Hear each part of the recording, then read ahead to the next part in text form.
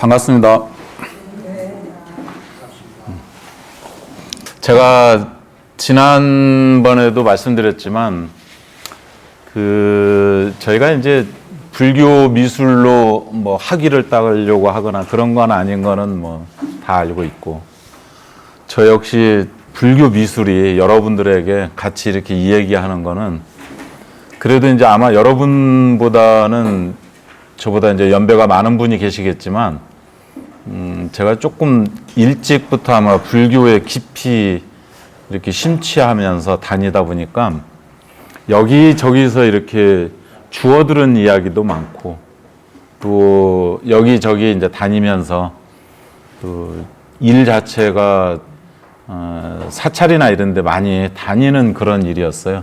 거기에 관심사가 이제 불교 문화나 이런 쪽이어서, 그래서 아마 여러분들에게 이렇게 같이 이야기를 나눌 수 있는 이런 것이 많을 것 같아서 이제 그런 이야기들을 들려주려고 합니다.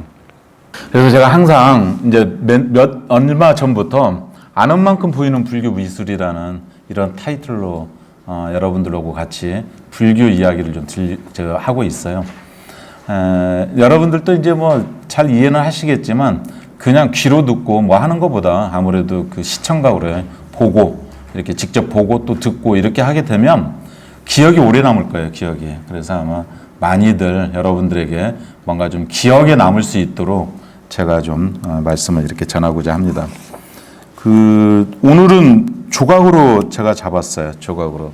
그래서 이제 지난번에 말씀드렸듯이 불교가 그 추구 시대 때 어쨌든 불교가 제일 먼저 어찌 보면은 이제 정립이 되졌어요. 이렇게 체계가 잘 갖춰져서 종교로서. 추구 시대 때 이제 4대 종교가 다 나왔는데 그 중에서도 이제 불교가 가장 먼저 선두주자로 정립이 되어져서 이렇게 되었는데, 그때 당시에 인도에서 불교가 발생을 하면서 인도 사람들이 무어가 이렇게 살면서, 그러니까 이제 사실은 농경 시대가 되어지고 잉여 생산물이 이제 생기면서부터 이제 정신적인, 매일 아침에 일어나서 그냥 그냥 산에 그냥 산짐승 잡으러 뛰어다니다가 그거 잡아서 그날 그냥 먹고 또 그 다음날 또 눈 뜨면 또 잡고, 이게 아니라 이제 잉여 생산물이 있다 보니까 이제 뭔가 이제 정신적으로나마 이렇게 사는 건 무언지, 또 죽어서는 어디로 가는 건지, 이런 것들을 이제 생각하면서 나름대로 체계화 시킨 것이 요즘 이야기로 이제 우리 인문학, 철학, 이런 것들이 이제 확립이 되지는데, 그때 당시에 인도 사람들에게 있어서 가장 사는 데 있어서 의미를 어디에다 두었냐면은, 뭔가 이렇게 내가 했었을 때 이 다음에 내가 이렇게 나에게 돌아오는 공덕을 많이 생각을 했었어요. 그래서 이 공덕을, 그 중에서도 수많은 공덕이 있을 텐데, 내가 착한 일하고 좋은 일 해가지고 생기는, 근데 그 중에서도 수행자들에게 나는 생산 활동을 하지만 얘네들은 생산 활동을 하지 않고 수행하는, 우리에게 좋은, 우리에게 이 얘기를 들려주는, 이렇게 하시는 그 수행자들을 생산 활동을 하지 않으니까 뭔가를 먹여야 얘네들이 이제 먹고서 할 수 있거든요. 그래서 그들에게 공양하는 것이 최고의 공덕으로 이렇게 여겼었답니다. 그래서 부처님 당시만 하더라도 잉여 생산물을 막 모아가지고서 최고의 어떤 저기 되는 게 이제 왕들이고, 그 왕들 중에서도 우리에게 참 그래도 우리 것 가져다가 이렇게 좋은 일을 해주는 사람을 전륜선왕이라고 생각을 했고, 그러면서 이 전륜선왕이나 그 다음에 버금가는 수행자들한테 공양 올리는 거를 최고의 공덕, 내가 이렇게 수행자들에게 공양을 올리게 되면은 아마 다음 세상에는 나는 큰 복이 온다라는 게, 그러한 것이 이렇게 완전히 사회에 팽배가 됐어요. 그래서 부처님 당시에 부처님도 그때 말씀드렸듯이 부처님도 직접 이렇게 탁발을 했어요. 탁발을. 이 그림은 부처님이 되셔서 이제 부처님 카필라국에, 아버님도 계시는 그 카필라국에 왔는데, 그 어머니 그 이모죠. 그 친모는 7일 만에 돌아가셨고요. 마야 부인은 마파자 파티죠. 그러고 그 저기 부처님의 아들 라울라 애가 이렇게 쭉 이렇게 이제 탁발을 간단 말입니다. 지나가니까 부인이 아쇼다라 부인인 것 같아요. 아들에게 너 저기요 네 아니 아빠가 간다. 재산을 물려달라고 이렇게 저기를 하라 해가지고서 그 부처님한테 가서 그 재산을 이렇게 그 큰 재산을 이렇게 달라고 이렇게 얘기를 하니까 그 뭐 부처님한테 큰 재산이라는 건 가르침이잖아요. 그 자리에서 머리 깎이죠. 머리 깎여서 아들을 라울라를 수행자로 저기 하는 그러한 이렇게 그림인데 미얀마입니다. 미얀마. 지금도 이렇게 그 수행 그 탁발을 해요. 탁발을. 그래서 쭉 지나가게 되면 탁발하는 이도 맨발로 가야 하고 탁발하는 이도 옆에다가 그 탁발을 저기 뭡니까 그 보시를 하는 분들도 신발이나 이런 거 놓고 이렇게 저기를 해요. 그 이분이라고 얘기하니까 참 그러네. 본명이 마오따따입니다. 마오따따. 전생에 부처님이 큰 그 뭡니까 화타와 같은 의사였답니다. 의사. 가지고 그 스승이 이제 법명을 주는데 마오따따라고 그러면서 그 금생에 중생들에게 많이 정신적으로나 마음으로 이렇게 고통받는 이들에게 의사가 큰 훌륭한 의사 화타와 같은 중국의 화타와 같은 그런 하여튼 모든 걸 저기를 하는 그런 걸 해주라라는 그런 법명을 가지고 지나가고 있습니다. 저예요, 저. 혹시 아실 만한 분들 보셨어요?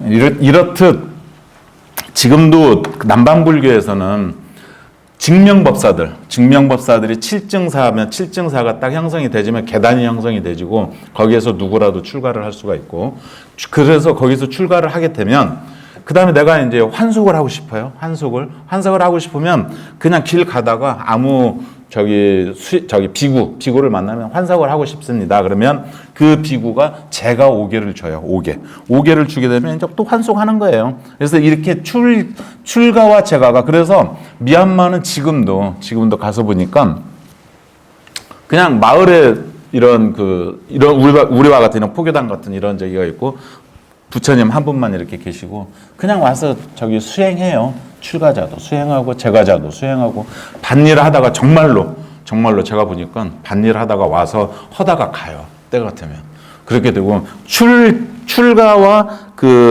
출가하고 이러는 것도 이렇게 자연스럽더라고요. 자연스럽고 지금도 이렇게 탁발이 이렇게 진행이 되지고요. 그래서 매일 이렇게 탁발을 나가는데 일종씩이잖아요. 한번 탁발해가지고 점심 때 한번 먹는데 참 제가 여기 탁발을 이렇게 나가는데 이 마을에서 그 아이들도 이렇게 이제 저기에게 이렇게 공양을 이렇게 올리면서 하는데 그때 거기에는 더운 지역이기 때문에 막 그 비가 많이 내렸다가 소나기가 막 내렸다가 금방 그쳤다 하거든요. 마침 그때 소나기가 내렸다가 그쳤는데 그래도 길은 막 젖어가지고서 있는데 아이들이 여기서 이렇게 신발 벗고 합장하고 이렇게 또 이렇게 저기 할 때는 또 땅이 이렇게 절하고 그러잖아요.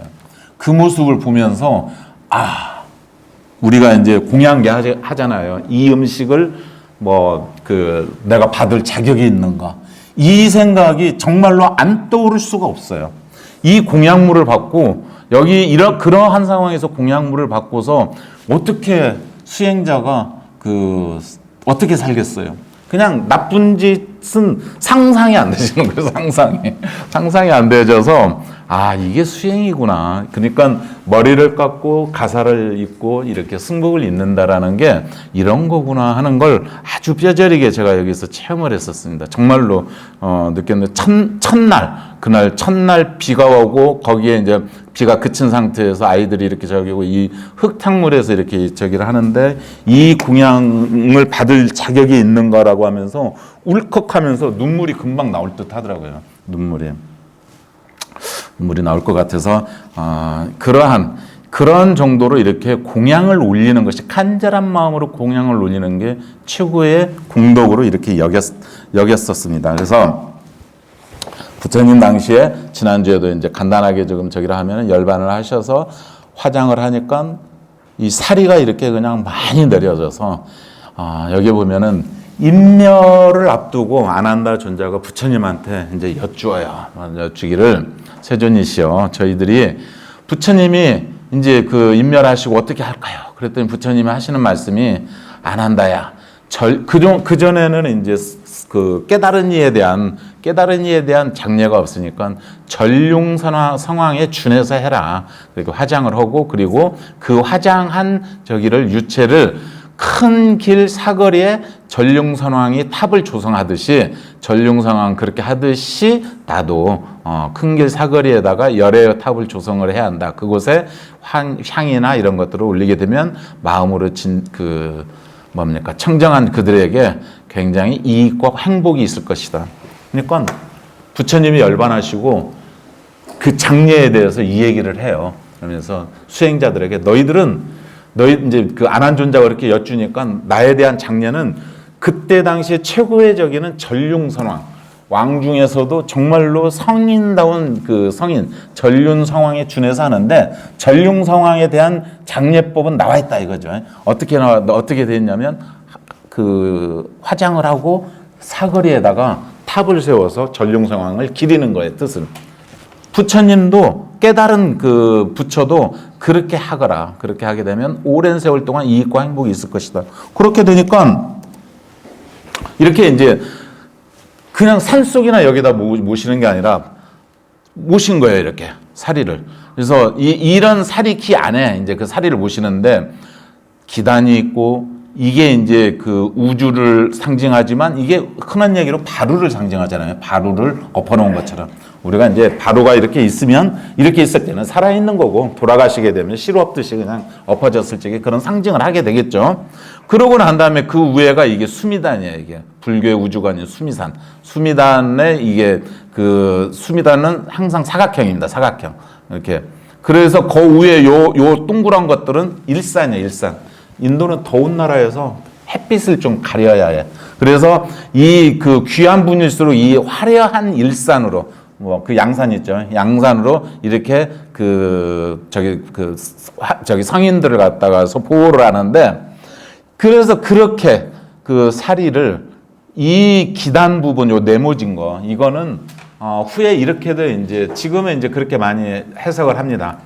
그 분이 있고 계신 부처님이 입고 계셨던 가사를 네모지게 탁탁탁 접어가지고 가사를 이렇게 네모지게 접고 그 위에다가 바루를 이렇게 놓고 뭐 이렇게 하는 거예요. 이게 이제 사리기인데 이것이 요렇게 이게 산치대탑인데 요렇게 크게 형성이 되지면 그렇잖아요. 기단이 있고 바루처럼 이렇게 가 있고 수미단 네모지게 있고 거기에 일산 여기에 이게 이제 탑에서는 상륜부가 되죠. 상륜부가 몸신이 되고 기단부가 되고 이렇게 돼가지고 이렇게 형성이 되지는데 그래서 이러한 탑을 부처님의 사리를 이렇게 사람들이 많이 오고 가는 사거리에다가 하고 토라이라고 그래서 여기에 이 문에다가 이렇게 막 이분은 어떤 분이다라는 걸 막 새겨놓는 거예요. 새겨놔. 이렇게 새겨놔요. 이분이 전생에는 이분이 이렇게 깨닫게 된 거는 금생만의 일이 아니야. 전생에도 큰 일을 좋은 일들을 많이 해서 어떤 일들을 했다라는 걸 여기에 이렇게 다 새겨놓는 거예요. 이렇게. 그래서 부처님이 수행자들이 출가 수행자들은 오직 수행자로서 정진만 하게끔 하고 이런 화장을 하고 이렇게 만들고 탑을 세우고 이런 것들은 제가자들이 하게끔 했어요. 제가자들이. 그래서 제가자들이 이렇게 다 하고 여기를 관리하는 것도 제가자들이에요. 그래서 여기에서 상주하면서 이렇게 제가자들이 사람들이 오고 가면서 아이고 이건 뭐예요? 이렇게 물어보면 그 사람한테 여기를 지키고 있는 그 제가자가 이 그림을 보여주면서 여기 요런 분이 계셨는데 이분이 옛날에 이런 일을 했었고 이러한 얘기들을 쭉 하는 거예요. 해주는 거예요. 이것이 오늘의 대승불교의 기원이 된다고 그래요. 그렇게. 그럼 일반 보살 사상까지 들어가져서요. 그래서 부처님이 살아 계셨을 때는 부처님에게 공양을 올려서 공덕을 쌓았지만 부처님이 열반하시고 난 다음에는 부처님의 탑으로 그 사리를 탑으로 모셔서 전국의 저 인도 전 각지에다 뿌려서 이렇게 탑을 세워서 불법이 계속 이어지게 되는 거예요. 그런데 이것이 계속 유지가 되시려면 여기를 보수도 하고 지키는 사람도 있고 해야 하는데 이 사람들은 뭘로? 바로 이 탑에 부처님이 살아생전에 했던 것과 같이 부처님이 열반하신 후에도 이 탑에 와서 여기에다가 공양을 하고 이렇게 해서 자기가 그 공덕으로 그 아주 이제 이득을 얻는다라는 거죠. 이익을 얻는 건데 그래서 불교 여기에 이렇게 이제 막 그림이 그려지고 이 얘기가 스토리가 이어져 가고 이런 것이 불교 미술이고 불교 문화인데 불교 미술의 시작은 바로 공양에서부터 시작됐다고 거슬러 올라가게 되면 그렇게 말할 수가 있습니다. 그래서 우리가 불교 미술, 그 다음에 우리 불교 문화, 나중에는 더 넓게는 교리나 부처님 말씀이나 이것이 이제까지 내려올 수 있었던 거는 부처님 당시에는 부처님에게 공양을 올렸었던 거고 부처님 열반 후에는 이렇게 그 탑으로서 불교 미술의 이제 그 전형이 시작이 되는 것이죠. 그래서 그때 그렇게 얘기했었죠. 인도에서의 토라난가 이 문화가 중국에서는 패방이나 페루로 내려오고 그 다음에 한국에서는 홍살문이나 일주문, 일본의 신사 앞에 있는 도리 이런 것들이 다 바로 부처님 당시 토라나에서부터 시작이 됐다라고 얘기했고 부처님 거기에 새겨져 있는 이런 부조가 이렇게 부처님 이야기가 담긴 거라고 해서 이 이야기를 지난주에 우리가 살펴봤습니다. 그런데 부처님이 돌아가시고 열반 후 한 약 500년, 200에서 한 500년 얘기를 하는데 이 시간 동안은 부처님의 모습이 없어요. 부처님의 모습을 새겨진 상이, 그래서 불상이 없는 건데 동양은 초월적인 어떤 그런 형상화하지 않아요. 그 성인이나 이런 분들은. 그래서 사람의 형상을 만들어서 숭배하지 않는 관습이 그게 없었는데 이슬람도 사실은 마찬가지라고 그래요. 이슬람 교리니까 인간을 형상화하거나 그래서 이슬람들이 그런 신상이나 이런 거를 많이 파괴한다고 그래가지고서 지금 파키스탄인가요? 그 바미안 석불이나 이런 걸 하여튼 이슬람에 인해 가지고 불교의 모든 그 인도 쪽에서 그쪽에 중동이나 이쪽에 이제 불교 문화가 거의 초토화되었죠. 그래서 초기 불교는 붓다를 숭배하는 종교는 아니었고 어쨌든 그렇습니다. 그렇지만 서양은 신을 인간화함으로 해서 표현하는 것이 서양의 문화하고 동양의 문화의 특성이죠. 그래서 이제 동양은 이렇게 이제 공양을 올리는 자리에 꼭 부처님을 새겨야 할 자리에 이렇게 부처님이 법을 서로로 막 다니셨다 해서 수레바퀴의 그런 표상을 합니다. 법륜이죠. 이 자리가 이제 부처님이 원래는 불상을 새겨야 하는데 아니 부처님 부처님이 걸어 다니시면서 그렇게 이 여기를 부처님을 형상화를 이렇게 하기도 하고 사리탑에 하기도 하고 보리수 나무로 이렇게 표현하기도 하죠. 그래서 이제 그 탑으로 이렇게 내려져 오는데 수투파라는 그렇게 해서 이제 우리 이제 음역을 해가지고 돌이나 벽돌 이런 것들을 이렇게 해서 꼭대기에 성인의 무덤을 상징하는 일산 모양의 보륜 장치를 하고 그리고 탑 둘레에 난간을 부르고 부처님 행적이나 전생 또 공양도들을 새기고 그렇게 해서 이제 탑이 중심지가 되고 그런데 이 탑이 중국에서는 전탑, 한국에서는 석탑, 일본에서는 목탑 이런 쪽으로 발달을 하는데 이게 뭔 말이냐면 그래서 이제 이렇게 탑이 돼요. 인도나 중국은 산보다도 평야가 많아가지고 돌이 별로 없어요. 돌이. 그래서 그냥 흙을 갖다 구워가지고 벽돌을 만들어요. 그래서 벽돌 전자예요. 그래서 벽돌 전자라고 해서 중국은 전탑이 많습니다. 우리나라에도 이게 분황사 전탑이죠. 우리나라에도 안동 쪽에는 전탑이 많이 있어요. 없는 건 아닌데 그렇지만 우리나라는 석탑의 나라고 이게 다 이렇게 올라가는 중국에 올라가는 이것들이 다 벽돌을 쌓아가지고 벽돌을 구워서 이렇게 탑을 이어져 옵니다. 일본은 이제 목탑의 나라죠. 목탑. 왜냐하면 일본은 나무가 많잖아요. 나무가 많아가지고 좋은 나무가 많아서 이게 바로 그 유명한 그 나라에 있는 법륜사예요. 호류지. 법륜사인데 이 법륜사가 지금까지도 그러니까 사실은 607년경쯤 이때면은 아마 우리 백제가 멸망하기 한 50년 전쯤이에요. 5, 60년 전. 이때에 창건되었지만 아마 불이 나고 난 다음에 670년경에 그때 다시 중수했다고 그래요. 670년 이후에. 어쨌든 670년, 한 1300~400년 전에 그 목탑이 지금까지도 그대로 남아 있습니다. 여기가 이제 금당인데, 이 목탑이 5층 탑 목탑이 금당인데, 이 금당이 그거잖아요. 담징에 소나무인가 그랬더니 새가 날라와서 어쨌다는 그런 적이고. 어쨌든 법룡사, 일본 법룡사 가신 분들은 아시겠지만, 법룡사에 아마 일본에서의 국보가 650개인가 납니다. 여기 문화재만 몇천 개. 그래가지고 여기는 가게 되면 입장료가 하여튼 어마어마하게 비싸요. 지금도 아마 1,500원, 500엔인가 일 거예요. 한 13,000~14,000원 꼴 될 겁니다. 지금도 여기 한번 들어가려면. 그래서 이제 그런 목탑의 나라고, 우리나라도 목탑이 있어요. 없는 건 아닌데, 화순 쌍봉사 대웅전이 목탑이에요. 이게 탑이에요, 탑. 이 안에 들어가면 여기 위에까지 다 비어 있고, 이게 탑입니다. 이렇게 탑이고, 여기 법주사 팔상전인데, 천왕문 바로 지나면 팔상전. 이게 무슨 정각처럼 보이지만 이게 또 탑입니다. 목탑입니다. 남아있는 목탑. 그래서 이런 부분들이 목탑에 이렇게 있습니다. 그래서 이 탑은 이제 예를 들어서 이제 우리나라에 이제 가장 오래된 이게 660년 게 백제 멸망하기 직전 한 50년쯤 무왕 때니까, 백제 무왕 때니까 650년 이때쯤 되었던 가장 오래된 탑입니다. 우리나라에서 남아있는 탑으로는 가장 오래된 건데, 이 백제 익산 미륵사지의 이 탑이 요런 식의 탑이, 여기 공포가 있죠. 목조 건물에 공포가 여기에 이렇게 그대로 나오고, 여기에 평방, 기둥 위에 쭉 있는 기둥이 여기 그대로 있고, 창방, 기둥과 기둥 사이에 있는 기둥이죠. 그것이 창방 여기 있고, 그 다음에 기둥이 있고요. 이게 기둥이 그대로 이렇게 표현이 되어 있고, 그 다음에 여기 초석이 있고, 기단부가 있고요. 그래서 탑은 이런 목조 건물을 그대로 형상화시킨 것입니다. 그래서 우리가 탑을 볼 때 제일 중요한 게 탑의 층수가 중요하잖아요.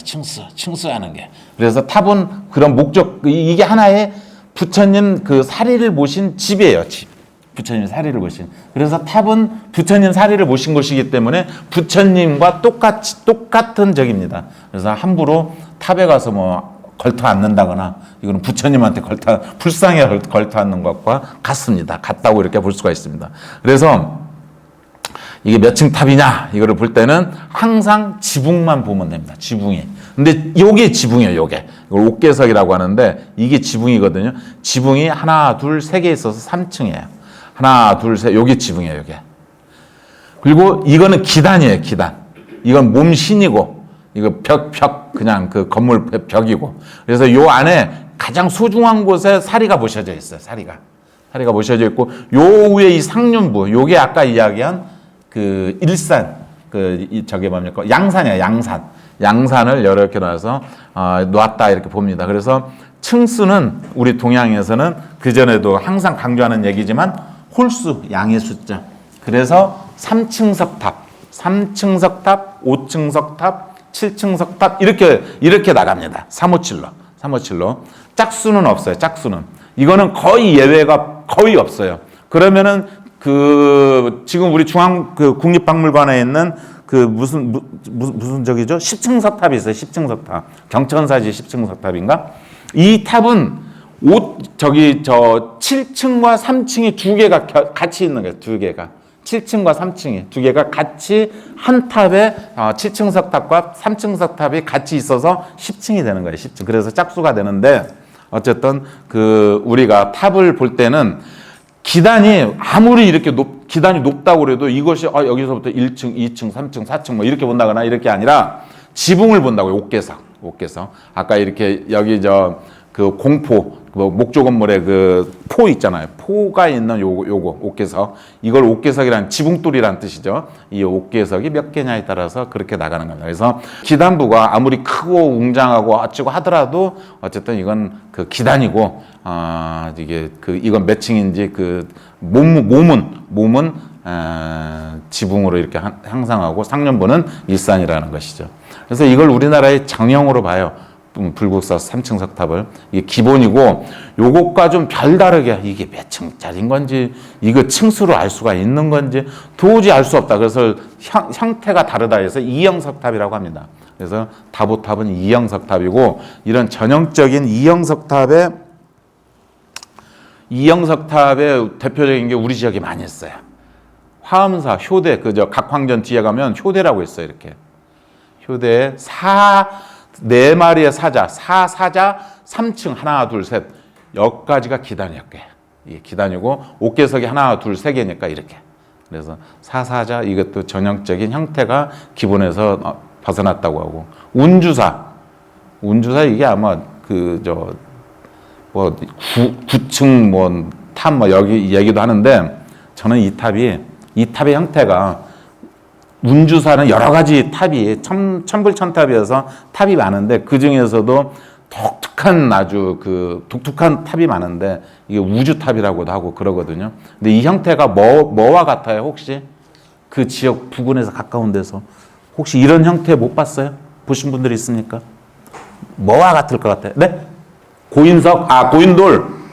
뭐 있을 수 있습니다. 고인돌로도. 예, 고인돌로도. 저는 이렇게 봤어요. 우리가 여름에 먹는 그 떡이 뭐죠? 기정떡. 기억나십니까? 기정떡? 여름에, 지금은 이제 막 잘라서 이렇게 나오지만, 예전에 다 이렇게 나왔어요. 이렇게. 기정떡. 저는 여기에서 가까운 우리 지역에, 그 기정떡을 형상화한 건 아닌가. 한마음선언 혹시 신도분 계신지 모르겠네. 우주떡이라고 그래요.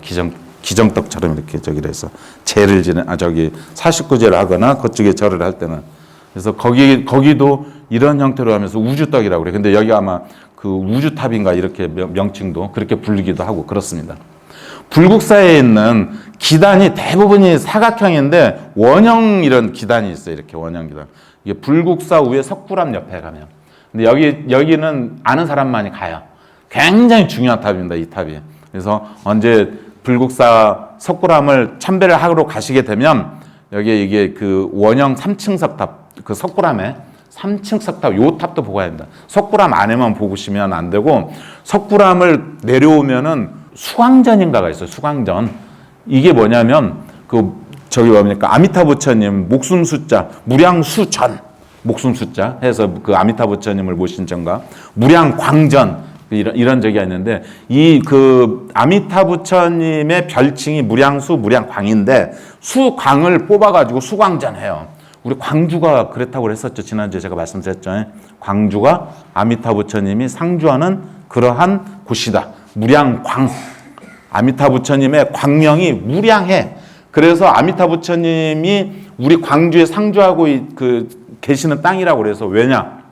극락강 건너면 극락세계잖아요. 극락강 건너면 극락세계를 상주하는 부처님이 아미타 부처님이에요.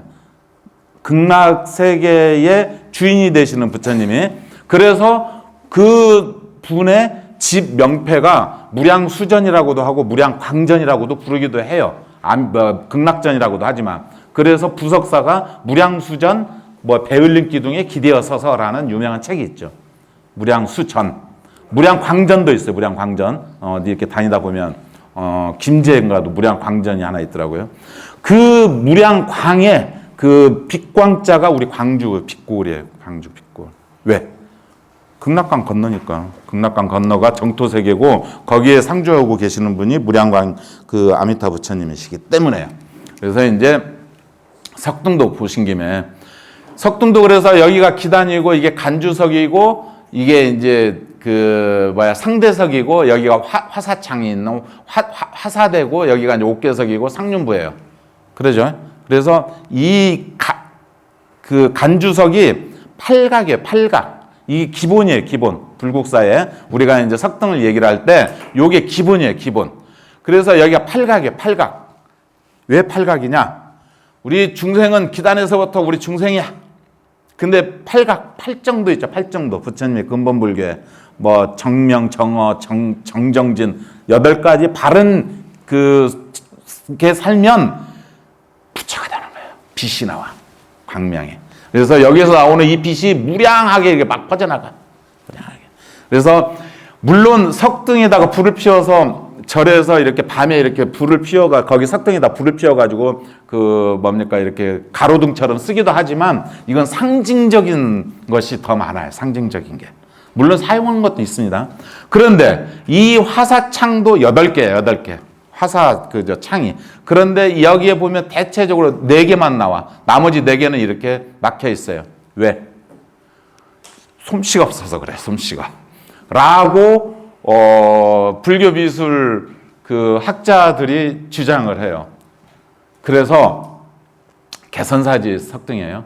이게 통일신라 때 만든 저기 색인 거예요. 그러니까 벌써 1000년이 넘은 때잖아요. 우리 담양 거기에 개선사지 석등인데 이 석등의 이 옥개성이나 이게 얼마나 이 보기에도 얼마나 무겁겠습니까? 근데 창이 8개가 있어요. 8개 다 나버렸어. 다. 우리 지역에만 그래. 우리 지역에만. 우리 지역 어디? 백제권, 호남. 그래서 저쪽에 그 임실 쪽, 뭐 중기사진가요? 그런 데나 이런 그 탑들이 어마어마하게 큰 석등이 있는데 이 석등에 화사창이 8개를 낼 수 있는 건 우리밖에 없답니다. 이쪽 백제권밖에. 그래서 이 백제의 아비지나 저기들이 불국사나 이럴 때 초청을 받아서 가서 돌들을 막 다듬었다고 그래요. 백제 장인들이 하잖아요. 거기만 갔겠어요? 어디로 가요? 일본에 가자. 일본에 가고 어마어마하게 아까 얘기했던 그런 그 법륜사 아쇼쿠 그 태장가 그래가지고 그게 우리 그 백제 그 성왕 때 그때인 건데 거기 아까 거기에 가면은 우리 그 구세관음상이나 백제관음상이나 이게요. 거기 구세관음 같은 경우는 백제 성왕의 아버지는 위덕왕이 하여튼 신라에 어떻게 해가지고 하여튼 그냥 죽어요. 죽어가지고 성왕이 이제 아버지의 아버지가 나 때문에 죽어서 그냥 너무나 한다고 해가지고 그냥 출가해서 스님이 되려고 하니까 신하들이 당신 아니면 이제 누가 아버지 원수를 갚을 것이며 당신 아니면은 지금 왕 할 사람이 없는데 그래서 왕이 돼가지고서 그 자기 아버지 위덕왕을 해서 그 상을 그대로 만들어서 조성을 해서 일본에 보냈다라는 게 그 쌓여져 있는 종이에 그게 써 있었어요. 그래서 이 상이 위덕왕 성왕의 그 아버지 상이구나 하는 게 그렇게 나왔는데 이런 기술이 우리 백제의 이 기술이 이걸로도 우리가 알 수가 있습니다. 그리고 이 간주석이 여기는 뭐처럼 생겼어요? 이게 북처럼 생겼잖아요. 북처럼 장고형이랍니다. 북. 그죠? 양쪽에 북이 이렇게 있고 장고잖아요. 장고야. 그래서 아주 화려한 것이죠. 화려하고. 그래서 여기에 이제 명문이 딱 새겨져 있어요. 신라 무슨 진성여왕인가 신성여왕인가 어쩌고 이쪽에 땅을 어떻게 대고 해가지고 여기 한 300장가가 이게 새겨져 있어서 이게 통일신라 때 그렇게 지금까지 내려오는 아주 중요한 가까이에 있는 아주 중요한 우리의 문화재입니다. 또 석등으로는 광양 중흥사지에 쌍사자 석등 아주 유명하죠. 지금 아마 국립광주박물관에 이게 메인일 겁니다. 메인. 얼마 전까지만 해도 1층에 있었는데 지금도 아마 1층에 있을걸요. 그렇게 해서 사자 2마리가 여기에 빛이 나오는 여기가 부처님을 상징하는 거잖아요. 부처님의 광명이니까. 그러니까 부처님을 모시는 사자자예요. 사자대에 대에 앉아 계시는 부처님이세요. 사자가 이렇게 있어요. 여기 큰 절 있잖아요. 법주사에도 이 쌍사자 저기가 있는데 이 쌍사자 석등을 보실 때 재밌는 거는 한 마리는 입을 벌리고 있죠. 또 한 마리는 입을 닫고 있죠. 그러니까 시작 아에서 모든 기운의 시작 세상의 시작인 입을 다물고 있는. 그래서 모두를 다 상징한다고 그래서 이렇게 두 저기가 있을 적에는 항상 입을 보세요. 입을 벌리고 있는 금강 역사도 둘이잖아요. 아금강, 흠금강. 그래서 입을 벌리고 있는 금강, 입을 닫고 있는 금강. 두 마리의 사자도 마찬가지입니다. 아주 그냥 조각이 도들로 되어 있지만 힘이 넘치는 아주 좋은 훌륭한 그러한 그 작품이죠. 이거는 제가 항상 강조합니다. 일본 석등이에요, 일본 석등. 부처님 전에 있는 석등이면은 내가 말을 안 해. 신사를 밝혔던 일본 나라인가 뭐 그쪽에서. 그래서 일본 사람들이 그 나라의 어떤 신사, 그 일본 그 우리식으로 하면은 산신각이나 이렇게 산신 그런 저기겠죠. 우리 토속 신앙에 일본 신사를 밝힌 저기인데 그렇게 이뻐 보였답니다. 그래가지고 이 사람들이 일본이 돈이 많으니까 근대 와가지고 중국에다가 어마어마하게 갖다가 막 해가지고 막 요정 앞에도 막 이거 세워놓고 뭐 집 앞에 정원에도 세우고 막 그랬단 말이에요. 근데 이제 중국이 이게 어떤 사람들의 그냥 손으로 다 영국의 방직 공장에 그 옷감을 갖다서 물리쳤던 손으로 짜가지고 그런 민족 아닙니까? 그 인해 전술로. 그러니까 이제 어마어마하게 어마어마하게 막 이걸 만들어 놨어요. 나중에 이제 이게 공급 과잉이 됐네. 중국에서 팔 데가 없네. 근데 어디가 있어요? 우리나라에서 우리도 이제 경제가 이제 나중에 이제 후발주자로 이제 우리가 경제가 풀리니까 문화에 관심이 있어. 절의 석등이야. 무지 싸. 덤핑으로 막 들어와요. 덤핑으로. 그런데 일본의 석등 이게 대나무예요. 대나무. 이게 마디죠. 대나무 마디. 그 다음에 이게 곱팽이라고 그런가 이렇게 올라가 있고 여기에 화살창이 이걸 화제를 못해. 우리처럼 8개는 8개는 고사하고 4개도 못 뚫을 정도로 그런 저기가 되죠. 그래서 일본 이거 딱 보면 아이고 이거 일본식. 하물며 여기도 절인데 여기 절이에요. 절에 그냥 이렇게 해놨어. 일본 신사를 밝혀놓은. 그래서 조금 저는 개인적으로 별로라고 봅니다. 이 부분은 굉장히 덤핑으로 들어와가지고요. 무지 싸게 들어왔다고 그래요. 물론 이제 뭐 당한 사람들은 당한 저기도 있겠지만 그래가지고 하여튼 그랬답니다. 지금도 이런 석등을 절에다가 해놓는 경우를 가끔 저도 보는데 조금 안타까워요. 어쨌든 불상이 이제 이렇게 탑으로 오다가 이제 부처님을 보고 싶어 해. 요렇게. 사실은 불상의 탄생의 그 기원은 경전에도 나와요. 요런 이야기가 전해져 와요. 부처님 당시부터 불상이 조성이 됐대요. 어떻게? 부처님이 성도를 하고 마야 부인이 7일 만에 이제 부처님이 태어나시고 7일 만에 어머니 마야 부인이 이제 그 산후통인지로 해서 이제 돌아가신단 말입니다. 그래서 도리천에 계시는 어머님을 위해서 3개월간 하늘나라에 올라가서 도리천에 올라가서 깨달은 부처님이 하니까 그 부처님을 뵙지를 못해. 꼬산비에 우대나와 어떤 왕이 그래가지고 병이 나버렸어요. 그래서 조각가를 시켜서 전단향이라는 나무로 부처와 같이 이렇게 해서 병이 나았다라는 얘기가 경전에 나온답니다.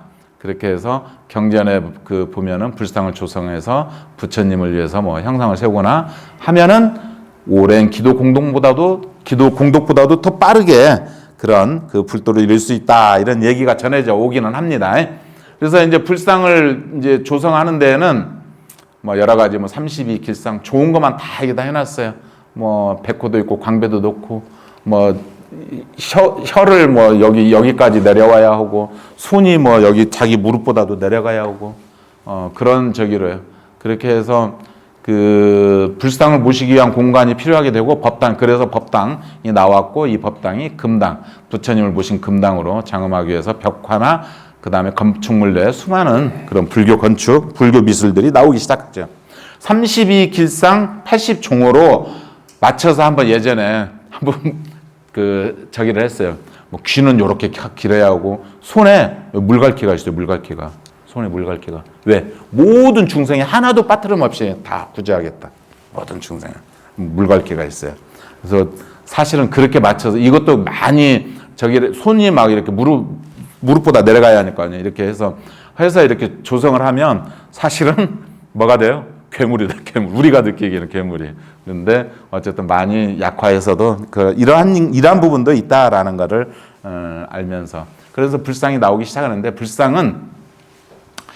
불상이 이제 간다라 불상이라고 그래서 알렉산더 대왕이 저쪽 동방에 인도까지 오다가 막 진격을 해서 오다가 하여튼 이제 뭐 모기에 물려서인지 이제 해가지고서 돌아가게 되는데, 옛날에 나폴레옹이나 알렉산더나 시저나 이런 그 정복자들 그네들은 참 독특해요. 문화를 갖다 와서 막 그 교류도 많이 하고 문화도 많이 하고. 그러니까 나폴레옹 같은 경우도 어디 가게 되면은 그런 수많은 고고학자들이나 막 데리고 막 그렇게 가잖아요. 그쪽에 막 문화재도 뭐 그 탈취죠. 자기들은 뭐 가져오기도 하고. 어쨌든 이런 저기가 있는데, 알렉산더가 그랬습니다. 그래서 저쪽 지금 파키스탄 요쪽 부근에 이쪽 부근까지 와가지고 거기에다가 그리스 문화를 남겨놔요. 그래서 이 그리스 문화와 불교의 문화가 만나는 것이 거기에서 그래서 만나는데, 그게 간다라 미술이거든요. 그 불교를 통해서 그리스 문화와 그 동양의 문화가 이렇게 만나게 되는데, 그 만남이 어마어마하게 큰 세계 문명을 바꾸는 그러한 그 계기가 되는데, 저쪽 그리스 같은 경우는 그랬답니다. 너희의 신은 어디 있느냐? 우리들의 마음속에 있습니다. 그 마음속의 신을 꺼내어 보아라. 그러면 너희는 그와 늘 함께하리라. 이렇게 저기를 했다고도 하죠. 그래서 그 최초의 불상이 나오게 됩니다.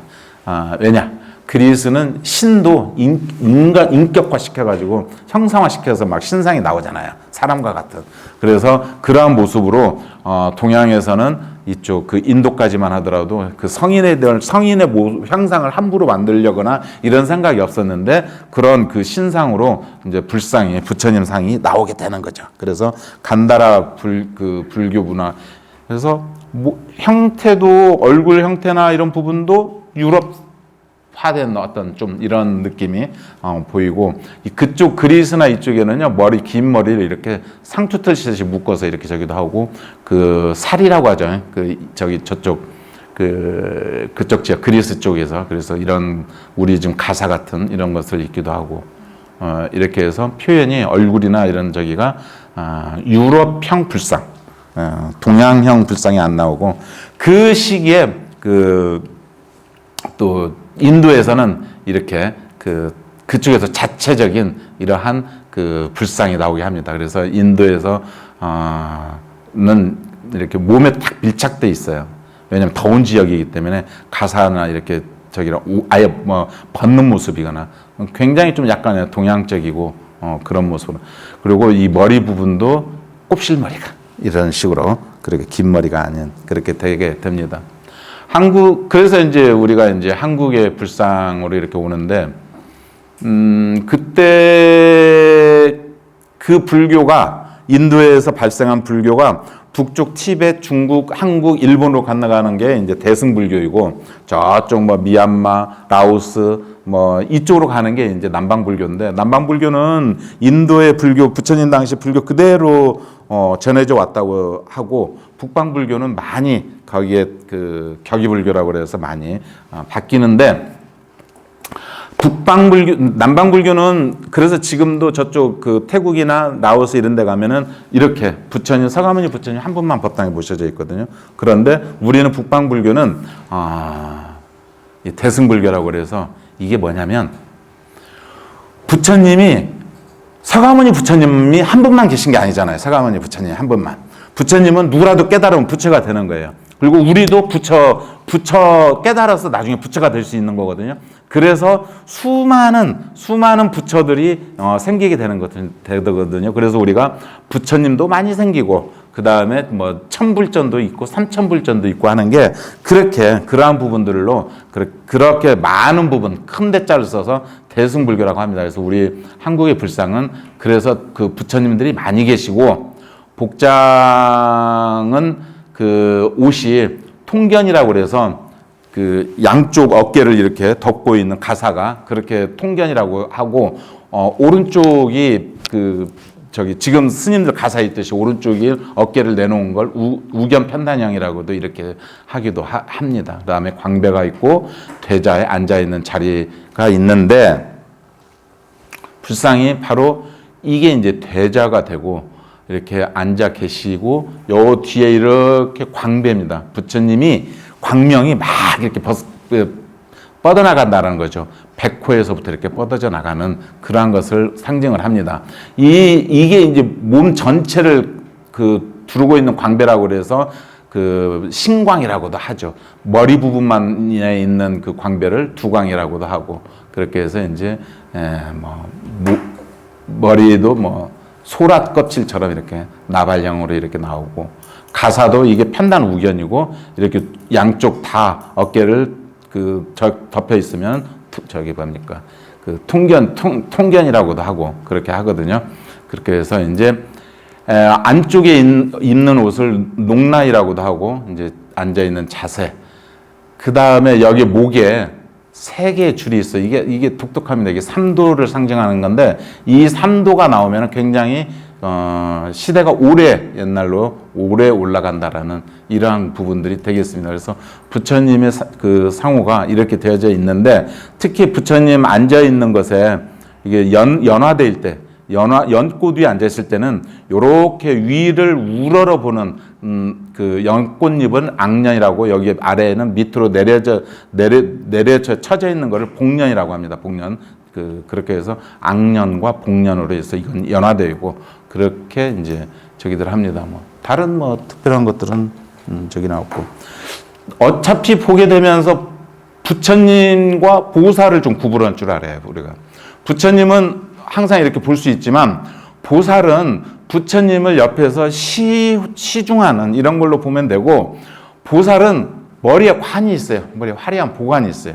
그리고 옷도 화려해. 그 다음에 여기 장신구들 이런 장신구들이 있어요. 목걸이도 있고 그 다음에 손에는 뭔가를 들고 있어. 지물을 이게 연꽃을 들기도 하고 정병을 들기도 하고 부처님은 장신구가 없어. 그리고 손에 뭘 안 들어, 대체적으로. 물론 이제 약병을 들은 약사열의 부처님은 있지만, 그래서 머리에 관이 있고, 그 다음에 중요한 게 이 머리에 관에 부처님 상호가 이렇게 있잖아요. 부처님만 있으면 관세음보살이에요. 이게 보살상도 너무 많아. 똑같아. 구분이 안 되어져. 구분을 뭘로 하느냐. 여기 관에 불상이 있는가 없는가 일단 먼저 봐야 해. 그래서 불상이 있으면 관세음보살이고, 주불이, 관음보살의 주불이 아미타 부처님이니까, 아미타 부처님이에요, 사실은. 그래서 이 불상이 없으면, 관은 썼는데 불상이 없으면 이제 짐을 뭘 들고 있느냐. 정병을 들고 있으면 관세음보살, 그러니까 책을 들고 있으면 지혜를 상징하는 문수보살. 이런 식으로, 우리가, 보게 됩니다. 자, 우리가 이제 조각의 기본입니다. 조각의 불상이 기본이니까요. 불상은 부처님의 이제 상호가 이렇게 있는데 부처님의 상호는 다 똑같아. 근데 저 어떤 분은 서가모니 어떤 분은 그거는 요 손이 어떤 형태냐로 구분을 해요. 일단 크게는 이 손의 구분으로. 그래서 서가모니 부처님은 수인이 크게 우리가 두 가지를 염두에 주면 돼요. 물론 설법인도 있고 다 하는 그런 불상도 있지만 서가모니 부처님이 깨달음, 보리수나무 아래에서 성도를 하기 직전에 마구니들이 막 날뛰어요. 이거 저러다가 부처 깨달게 되면은 우리들 세상이 없어지게 된다. 그래서 저 깨달지 못하게 해야지 하고 막 발광을 하죠. 그러니까 부처님이 보리수나무 아래에서 이렇게 참선을 하는 선정을 하고 있죠. 이거를 선정인이라고 하죠. 선정에 들었다 해서. 그래서 날뛰고 그러니까 가볍게 오른손을 들어서 너희들 그러지 말아라라고 하면서 하지 말아라고 해서 잠재우는 거. 잠재우면 오른손으로 무릎 위에다가 땅에서 하는 애들을 잠재우는 거를 손 하나를 이렇게 했다고 그래서 항마촉지인이에요. 항마촉지인. 마구니를 항복받았다 이거죠. 마구니를 항복받았다. 그게 이 항마촉지인이에요, 이게. 여기 부처님 오른손으로 이렇게 땅을 향해서 너희들 그러지 말아라. 잠잠히 있어라. 라고 하는 게 항마촉지인이에요. 촉지인. 그리고 비로자나 부처님이 있는데 참 우리나라의 대적광전 뭐 이제 이거 보셔야 합니다. 이거. 여기 이게 그 아마 여러분들 좀 그 자주 이렇게 몇 번 이렇게 보시게 되면 좀 이해가 될 거예요. 우리 정각들이 있어요. 정각의 제일 왼쪽이 정각 이름이에요. 명패, 현판 이름. 그리고 그 현판에 그거 말고도 또 다른 이렇게 쓸 수도 있어요. 아까 얘기했듯이 아미타 부처님은 극락전이 기본인데 그 옆에 무량수전, 무량광전이라고도 부를 수 있다. 이렇게 별칭이 있고 본존불은 그런 부처님 이름이고 협시불은 좌우협시 옆에서 좌우에서 협시해주고 후불탱화가 있어요. 그러면 서가모니 부처님은 대웅전이 서가모니 부처님인데 서가모니 부처님은 좌우협시는 문수보현이에요. 문수보현. 문수보현 왼쪽입니다. 왼쪽에가 부처님으로 봐서 왼쪽이에요. 우리가 봐서가 아니라 그래서 항상 문수보현 부처님 왼쪽에 문수 오른쪽에 보현이에요.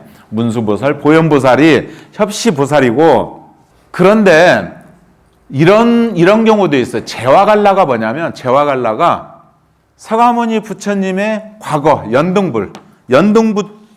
부처님이 보살이었을 때가 제와갈라예요. 그러면 서가모니 부처님이 계시고 그 다음에 과거불이 여기 과거에서부터 현재 서가모니 부처님 그 다음에 미래 부처님이 오실 거 아니에요? 그래서 여기에 미래불이 그 저기가 되죠. 미륵불, 미륵보살이기도 하죠. 그래서 이렇게 모시기도 해요. 이쪽에 제와갈라보살, 이쪽에 미륵보살 이렇게 모시기도 하고 삼신불로는 부처님이 서가모니 부처님, 그 다음에 뭐 아미타 부처님, 이쪽에 약사열애 부처님 이렇게 해서 부처님이 세 분을 모시게 되면 대웅전이 아니라 보물보자를 넣어서 대웅보전이다. 그러죠? 대웅전은 부처님 한 분만 모셨을 때고 보자가 들어가게 되면 대웅보전이 되게 되면 부처님이 하여튼 두 분 이상이야. 두 분 이상. 그렇게 되게 되면은 대웅보전이 됩니다. 보물보자를 그냥 하기가 뭐해서 비로자나 부처님은 대적광전이라고 해요. 대광명전이라고도 하고 비로전이라고도 하고 보광전이라고도 해요. 그래서 가운데 비로자나 부처님이 있고 그 다음에 그 좌우 저기는 문수보현보살님이 여기도 문수보현보살님이 등장하기도 하고 대체적으로 대적광전은 삼세불이라고 그래서 비로자나 부처님 오른쪽에 서가모니 부처님 왼쪽에 이쪽에 그 약사열애 부처님 아니면 그 노사나불 이렇게 해서 삼세불이 모셔지기도 해요. 비로자나 부처님은 불교의 그 뭡니까 이렇게 형상화되지 않는 깨짐 그 자체를 상징해요. 빛을 비로자나 부처님은 빛을 상징을 해요. 그래서 비로자나 부처님의 그 상징을 중생을 그 검지 손가락을 이렇게 올리고 한 손에 그거를 부처가 이 중생을 감싸고 잡고 있는 모습. 검지를 세 손가락 부처가 이렇게 끝머리를 잡고서 감싸고 있는 모습. 이게 비로자나 부처님이에요.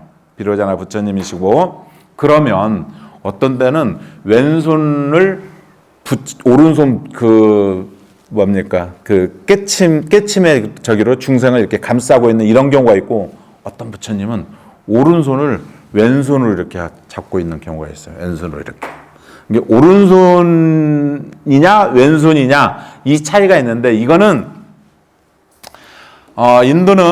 인도는 오른손이 우선이에요. 오른손. 그렇죠. 오른손으로 밥 먹고 오른손으로 악수하고 오른손으로 다 해요. 왼손으로는 딕치라리하고 저기를 해요. 인도에 가서 왼손으로 애기 머리를 쓰다듬다? 이거 그러면 큰일 날 짓이에요. 이게. 그렇죠. 왼손으로 저기 하게 되면. 근데 우리 중국, 한국, 그 일본 이 동양 삼국은 어디가 우선이라고 그랬어요? 왼쪽에 왼쪽. 그래서 항상 부처님이 계시면 왼쪽 문수 보현 이렇게. 그렇죠? 그다음에 좌우에 뭐 16 나안을 모실 적에도 첫 번째, 두 번째, 세 번째 나안, 네 번째 나안. 그러죠? 그다음에 명부전에서도 그 10분의 왕이 시왕이 있을 때 1대 왕, 2대 왕, 3대 왕, 4대 왕, 5대 왕, 염라대왕이 이쪽에 계시잖아요. 이런 거예요, 이런 거. 그 차이예요, 그 차이. 오른손 왼손이 그 깨침의 손을 오른손으로 두고서 왼손을 한 건 이건 뭐 인도식이고 그렇죠. 오른손을 왼손으로 이렇게 하는 거는 이거는 이제 동양 삼국식이고 그렇죠. 왼손이 깨달은 자다 이렇게 생각하는 거예요. 그렇죠? 그러면 우리 증신사 비로전 부처님은 어느 식일지 인도식인지 우리의 중국식인지 한번 보시기를 바라겠습니다. 그렇게 되고 다음에 비로자나 부처님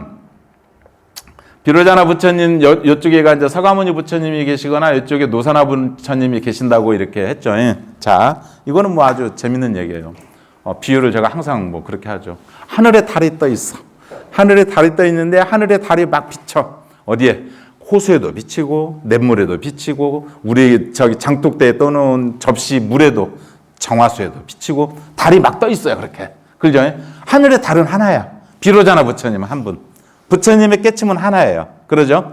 그런데 그 근기에 맞게끔 다 달이 또 떠 있네. 그게 1100억 화신 서가모니 부처님이에요. 화신했다 이거. 화연했다 이거. 거기에 맞춰서 근기에 맞춰서. 그래서 우리가 1100억 화신 서가모니 부처님이라고 하고 비로자나 부처님을 청정법신 비로자나 부처님이라고 해요. 청정해 그 법신이. 청정한 빛이야. 그러면 하늘의 달과 물에 떠 있는 그 호수에 떠 있는 달과 그 사이에는 하늘의 달이 뭔가가 이렇게 보여줘야 할 거 아니야. 이게 갈 거 아니야. 그게 우리 눈에는 안 보이지만 그죠? 이것이 어디는 많이 가고 어디는 조금 가고 그래요? 아닐 거 아니야. 어디나 똑같이 사실은 가. 하지만 근기에 따라서 그게 달라. 작은 달이 되고 어디에서는 큰 달로 보이고 그죠? 이렇게 어디에서는 막 물결이 있으면 막 흐트러지는 그런 달이 되고 그게 원만하게 내려 보인다고 그래서 원만부신 노사나불이에요. 원만부신 노사나불. 삼세불 아주 대표적인 적입니다. 그래서 가운데 청정법신 비로자나불 오른쪽에 대체적으로 오른쪽에가 그 1100억 화신 서가모니 부처님. 그 다음에 왼쪽에 우리가 봐서 부처님 우리가 봐서 오른쪽에는 원만보신 노사나불. 화엄사 대웅전이 가운데가 서가모니 부처님이 주인이 아니라 명패는 대웅전이라고 해놓고 이렇게 있어요. 비로자나 부처님, 서가모니 부처님, 이쪽에 노사나불 부처님. 각황전에 가시면 아니 화엄사에 가면 가까운데 이번에 새로 지은 무각사의 그 위에 지장전 위에 이렇게 큰 우리 지역에서 제일 큰 법당 대적광전이야. 그게 대적광전. 거기에도 부처님이 세 분이 모셔져 있어. 이렇게 비로자나 부처님, 그 다음에 서가모니 부처님, 노사나불.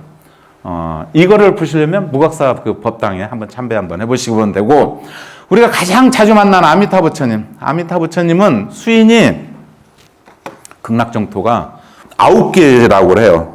상품 상생, 상품 중생, 중품 하여튼 상중하로 나눠서 각 그 품마다 또 3개씩이 있어. 이게 3, 3은 9, 9개.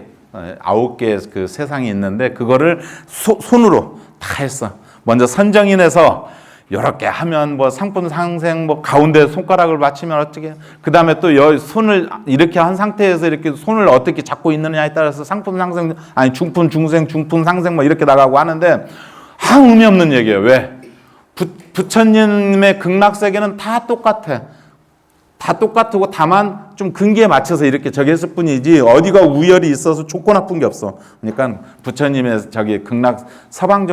극락세계가 하여튼 9세계가 있는데 그거를 이 손으로 선정인으로 있기도 하고 이렇게 아미타 정인으로 이렇게 한쪽 손을 들고 있기도 하고 두 손을 들고 있기도 하고 이렇게 한다라는 거를만 아시고 그렇게 해서 그 아미타 부처님을 생각을 하시면 됩니다. 아미타 부처님은 극락전, 무량수전, 아미타전, 미타전, 무량광전이라고도 하고 관은 대세지보살. 그래서 아미타 부처님의 좌우 협신은 관은 세제예요. 대세지보살. 관음보살은 아까 얘기했듯이 부살은 관을 쓰고 있는데 이 관의 화관에 부처님이 만약에 한 분이 있어요. 어떤 부처님인지 모르겠어. 그렇지만 부처님 형상이 있어. 무조건 관세음보살이야. 관에가 있으면 무조건. 아주 이거는 아주 우리나라에 아주 이건 철저히 따라요. 철저히. 그래서 관세음보살이시고 이 관세음보살인 관에 모셔져 있는 이 그 부처님은 주불인 아미타 부처님이세요. 그렇죠? 그 다음에 우리가 이제 요 근래 약사열애가 많이 나와요. 요즘 아픈 사람이 많은가 봐. 정신적으로도 아프고 육체적으로도 아파서 그런지 하여튼 약사열애 부처님이 많이 나와요. 약사열애 부처님은 무조건 왼쪽에 뭐가 하나 있어. 이게 약함이야, 약함. 뭐를 하나 들고 있어요, 왼쪽에. 약함을. 그래서 수인은 선정인을 하던 뭐 이렇게 아미타 정인을 하던 뭐 하여튼 뭘 하더라도 하여튼 약함이 있으면 약사열애 부처님이에요. 그래서 약사전, 유리전, 만일보전, 그 다음에 좌우 협시보살이 일광월광보살이에요. 약사전은 일광보살, 월광보살. 대표적인 게 어디냐? 어디일 것 같아요? 우리 지역에서는 저기 사성암 가보세요. 유리광전이에요. 저기도 그 절벽에 있는 굴에 사성암. 그래서 그 현판이 유리광전이에요. 유리광전. 이게 바로 선정인이에요. 선정인. 그렇죠? 참선하고 있는 모습이다 생각하면 돼요. 선정에 들었다. 선정인. 자, 이 수인 이제 아시겠죠? 이렇게 선정인이 있으면 거의 대체적으로 서가모니 부처님이시다. 이렇게 보시면 되겠고. 항마촉진. 그렇죠? 우리 500전, 증심서 500전에 부처님이 항마촉진. 여기 부처님도 항마촉진하고 계시죠? 그러죠? 오른손 선정을 들었다가 마구니들이 막 시끄럽게 하니까 너희들 그러지 말아라. 오른손 들어서. 미타정인. 이게 아미타 부처님의 미타정인이 뭐 하여튼 여기 선정인에서도 그렇게 손가락을 요렇게 하더니 가운데 손가락을 모으고 있더니 뭐 이렇게 또 한 손을 들고 이게 이제 제일 많죠. 중품 중생이라고 하죠. 중품 중생. 또 어떤 데는 이거를 또 하품으로 봐요. 그래서 하품 중생이라고 그래요. 하품 상생, 하품 중생, 하품 하생. 그렇죠? 그런데 우리가 이게 제일 많죠, 이게. 예. 뭐 아주 불편한 표현으로 뭐 어떤 주시오. 이렇게. 그렇게 얘기들을 많이 하죠.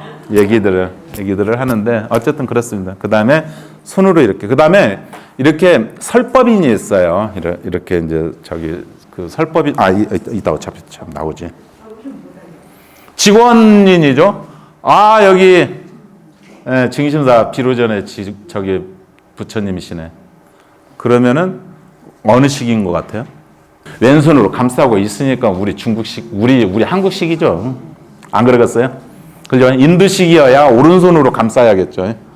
그죠? 중생을 부처가 감싸고 계신다. 이렇게 우리가 이해하면 아주 편합니다. 이게 그런 뜻이에요, 직원. 이 수인이 참 중요합니다. 우리 옛날에 많았어요. 특히 그 삼국시대 때 전쟁이 많았을 때 요 수인이 제일 많았어요. 요 수인이. 시무인, 시무외인, 그 다음에 여원인이라고 그래요. 많이 봤죠? 많이. 여원인. 이게 시무외인이에요. 제받았다가 악마로 표현이 되죠. 부처님을 막 죽이려고 하는, 시해하려고 하는. 이 제받았다가 코끼리한테 술을 먹여서 막 그 마약을 먹여가지고 미치게끔 만들어.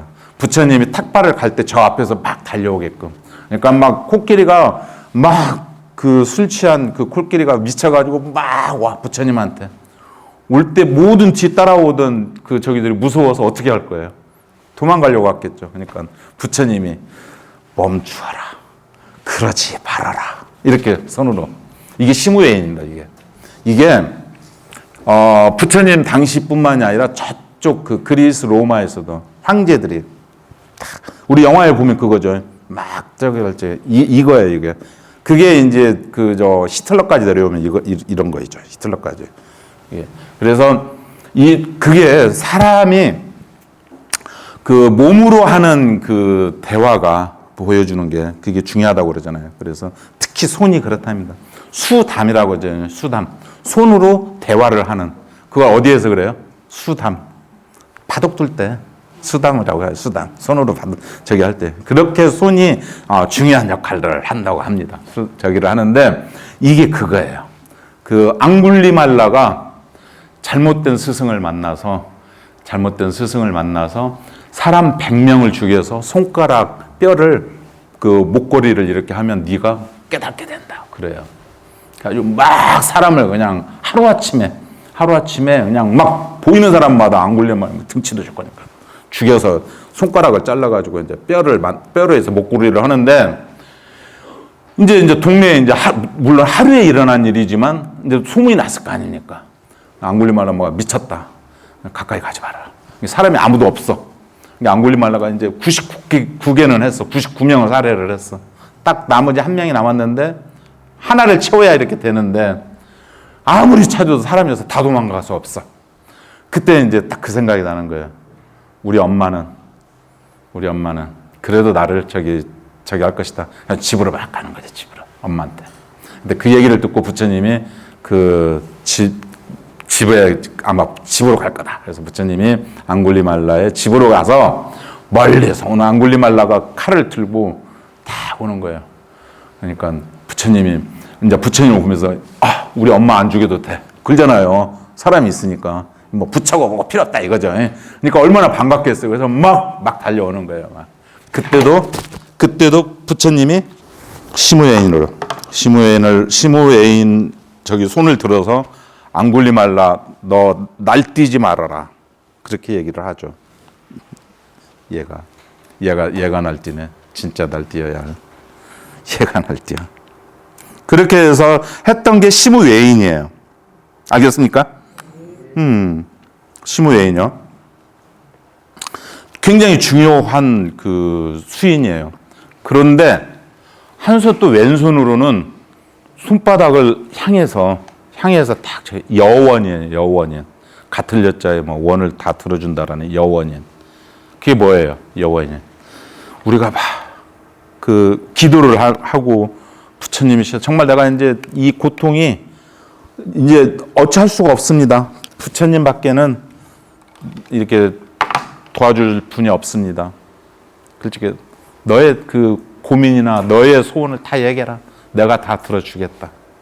하는 게 이게 여원입니다. 그러니 전쟁 좀 일어나지 말고 병 좀 일어나지 말고 그러죠. 그 다음에 우리들의 그냥 그 힘들고 어려운 이거를 다 들어주시겠다고 하는 이 부처님이 최고인 때가 언제겠어요? 전쟁이 많았던 삼국시대 때. 삼국시대 때 그래서 이런 그 입상으로 입불로 이 시무웨인과 여원인이 많이 등장합니다. 전법륜이에요. 이게 법주사 옆에 그 석불에 앉아 계시는 저기죠. 부처님이 이제 깨닫고 나서 5 비구에게 처음 그 눈비니에서 이렇게 법문을 설하시는 그런 많이는 등장은 않는데 한국불상의 특징이 좀 있어요. 한국불상의 특징이 있는데 이 부처님 보시니까 어때요? 약간 목이 탁 움츠려들고 그죠? 약간 숙여 있는 것 같죠? 조선시대 때 전형적인 조선시대 불상입니다. 부처님 조선시대 때. 그래서 불교 미술 학자들이 정말 몇 년 전만 해도 10년도 안 넘어가는 몇 년 전만 해도 이런 모습을 가지고서 이렇게 얘기를 했어요. 시기에 따라서 이게 그 보림사 철불이에요. 보림사 당당하잖아요. 그때는요. 그 후삼국 시대 뭔가 고려 초 이제 막 지역의 그 유지들이 그걸 그대로 이제 아마 거기서 보시를 해가지고 했겠죠. 힘도 넘치고 당당해. 그런데 조선시대 때 임진왜란 병자호란이 지내고 난 다음에 위축돼 있는 어떤 이런 것이 아마 표현이 아니겠느냐라고 했던 게 몇 년 전까지 얘기예요. 근래에는 이게 그렇지 않다. 왜냐? 부처님이 이제 불단의 형태가 변화가 많아요. 불단의 형태가 조선시대 오면서. 불단의 형태가 변화가 많아가지고 막 요 앞에 막 공약물도 얹어놓고 막 이래 하니까 이게 단이 올라가. 부처님 위로 올라가다 보니까 부처님 위에서 밑으로 우리를 내려다봐. 우리가 시선을 우리는 올려다보고 그러다 보니까 우리와 시선을 마주치기 위해서 고기가 약간 이랬다라는 거죠. 이게 요즘은 정설입니다. 이게 요즘은 정설이에요. 그러니까 그 조선시대 때 그런 억압된 어떤 그런 부분, 시대적인 그런 거다라고 얘기한 것이 얼마 전까지 했지만 요즘은 그렇지 않다라는 게. 장흥 보림사 비로자나 부처님은 어째요? 어디식이에요? 그렇게 되면 인도식이죠. 오른손으로. 그죠? 조금 이제 알겠어요? 조금. 청양 장곡사에는 상대웅전, 하대웅전이 있는데 상대웅전에 가면 이분이 국보고 이분이 아마 보물인각이고 아마 그럴 거예요. 하여튼 굉장한 문화재인데 이게 옛날 그러니까 조선시대 이전 고려 때까지만 해도 요게 우리 법당의 형태예요. 그러니까 각 저기마다 이렇게 부처님을 한 분씩 모셨어. 근데 이거는 사실은 그 석등이에요, 석등. 지금 아마 잊어버렸어. 이렇게 네모지고 여기도 네모지고 그러죠. 여기 좀 낮죠. 이렇게. 그래서 우리 시선과 그렇게 높질 않아요. 단이 각각에 하나가 있었어. 그래서 굳이 여기도 부처님이 여기도 그렇고요. 안 굽어져 있죠. 그죠? 옛날 그 저기니까. 그러니까 굳이 이렇게 우리 시선을 마주치니까. 근데 이제 조선시대 오니까 이제 뭐죠? 영산제 제도 많이 지내야 해. 죽은 사람이 너무 많아서 제도 많이 지내고 어쩌고 그냥 이 안에서 할 일이 많아. 공약물도 몽땅 차려야 해. 우리가 살아생전에는 저기 했다가 제가 섬 포교를 좀 다녔었는데 섬 지역에 포교를요. 가서 보니까 얘기 들어보니까 그 주민들 대부분 얘기야 그래 그냥 제사 때문에 못 해먹겠대요. 그 보살님들이 제사 때문에 그냥 제사 때만 되면 어마어마하게 차린답니다. 그래가지고 제사 때문에 그래서 기독교로 다 갔대요. 그래서 그 다음에 뭐죠 농사철에 이렇게 그걸 품앗이라고 합니까? 두 가지 때문에 기독교로 다 갔대요. 제사 안 지내고 품앗이 하니까. 그래서 여기에 이제 단이 이렇게 수미단이 하면서 막 공약물 많이 하다 보니까 이게 앞으로 나오고 아니 저기가 돼지고 거기에 막 단 또 이게 수미단이 이게 이제 수미단이잖아요. 여기다 공약물 올리고 하려니까 막 보통 2단, 3단 올라가는 거야. 그러니까 위로 저절로 이제 올릴 수밖에 없어. 부처님이 위로 올라갈 수밖에 없어. 그래서 그렇게 됐다라는 얘기고. 그래서 지금 이렇게 단이 이렇게 있어서 그 좀 사진을 제가 좀 잘 선택을 못했지만 여기가 지금 단이 이렇게 많이 이렇게 옛날에 이렇게 따로따로 이렇게 있었는데 이제 조선시대 때 오면서 조선 초부터 그래요. 중기 넘어서는 임난 병자호란 지나고 난 다음에 완전히 이렇게 이제 틀이 되죠. 그래서 예전에 여기에 그 벽돌로 이렇게 단을 깔아 이게 지금도 중국식은 이렇게 되죠. 우리 저 강진 무의사 법당이 전형적으로 이렇게 변화된 여기에서 이쪽으로 가는 그런 적이거든요. 그래서 거기 그 무의사 극락전 마루를 뜯으면 그 밑에 지금도 이 전돌이 있어요. 전돌이 거기 다 전돌로 되어 있습니다. 한국 불상의 특징 중에서 사리 같은 그죠? 구슬이 하나씩 있죠. 손가락과 여기 2개 있고 여기는 하나 있고 그죠? 예. 뭐일 것 같아요? 잘 몰라요. 미술학자들도. 뚜렷한 이게 뭔지 아직 그 규명은 아직은 안 돼 있는 것 같아요. 썰은 많아요. 썰은. 그 중에 제가 공감이 가는 썰이 있어요. 어떤 그 미술학자가 그런 주장을 하는데 이게 대부분이 목각이거나 이제 저기라면 조성을 하다 보면 이 손가락과 손가락이 제일 그 떨어지기 쉽답니다. 그러면 그네들을 연결을 하는 하나의 연결점, 이어주는.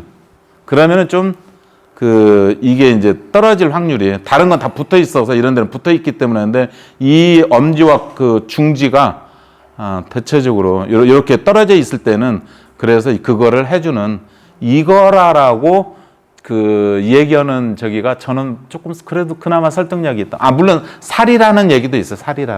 살이라는 얘기도 있는데 그런 설득력이 있나. 거의 이게 지금 그 완주에 있는 정수사라는 절이에요. 그 전주 옆에 완주에 있는. 근데 그쪽 지역에 이런 불상이 많아요. 그쪽 지역에 독특하게 아마 이게 이 불상을 조성했던 분이 그쪽에 많이 아마 했지 않았을까 싶어요.